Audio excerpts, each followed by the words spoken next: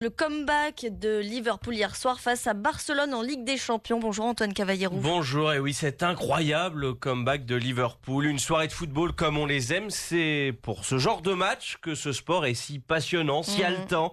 Et puis cette ambiance. Mais quelle ambiance hier soir à Anfield Road. Le coup de sifflet final.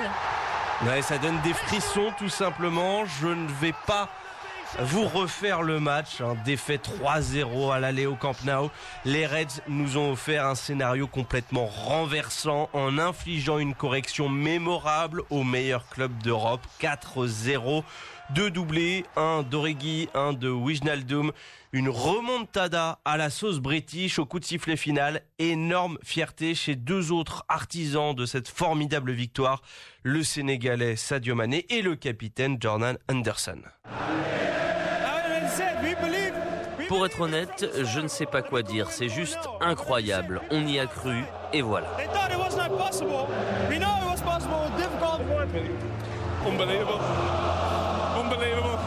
Incroyable, incroyable. Je pense que pas beaucoup de personnes avaient parié sur nous.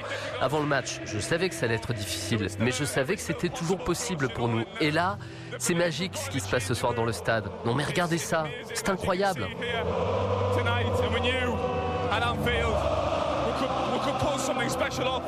Et on entend derrière le chant mythique des supporters. Alors, quel est ce chant mythique? Est-ce que vous avez révisé? You will never walk alone. Eh ben voilà, c'est ça, tout à fait. C'est plutôt l'accent, moi, que l'on entendait donc ce mythique chant des supporters de Liverpool.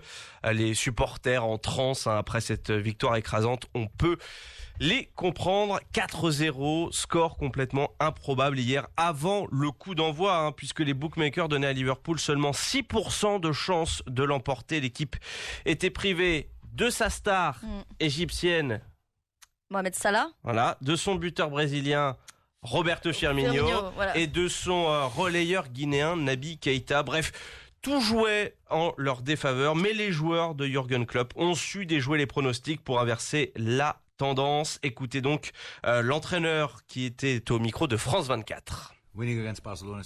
Gagner contre Barcelone est l'une des choses les plus difficiles dans le monde du football.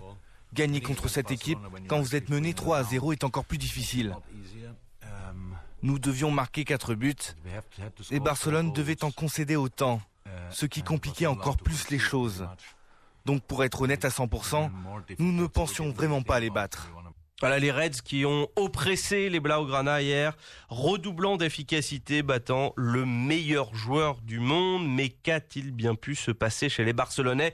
Tout le monde avait salué leur prestation du match aller, tout le monde, sauf peut-être Daniel Riolo, le journaliste sportif de RMC. Pour lui, Lionel Messi est l'arbre qui cache la forêt catalane. Quand j'ai vu le match aller, j'ai pris 3 tartes dans la gueule parce que j'ai dit: bon, ok, Liverpool est supérieur sur le match, mais Messi les a tués, vous avez tous ri, non, le Barça a été supérieur et tout. Sur le match aller, Liverpool est meilleur dans le jeu, à tous les... Non, mais Messi a défié toutes les analyses. Il m'a mis des claques dans la gueule, Messi, il m'a pris, il m'a fait tac, tac, tac, coup droit revers. Je dis ok, c'est Messi, qui nous on a peut fait rien dire ça. Là, évidemment, je n'y crois pas une seconde sur le match retour, parce qu'en plus, il manque Firmino Salah. Bien sûr, mais...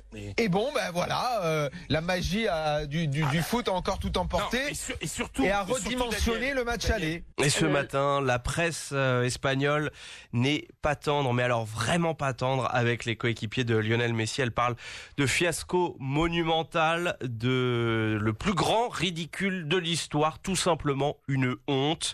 Frédéric Hermel n'en pense pas moins. C'est un naufrage pour notre consultant. Une faute professionnelle. Oui, c'est de cette manière que l'on peut décrire l'élimination prématurée du Barça ce mardi soir à Liverpool. Une défaite qui vient après une victoire à l'aller de 3-0. Il fallait gérer un match, il aurait fallu marquer, mais le FC Barcelone n'a été capable ni de l'un ni de l'autre. Et c'est la compétitivité du club catalan qui est remise en cause aujourd'hui. Du côté de Barcelone, on se dit que certaines choses n'ont pas été bien faites, qu'il a peut-être manqué un certain leadership.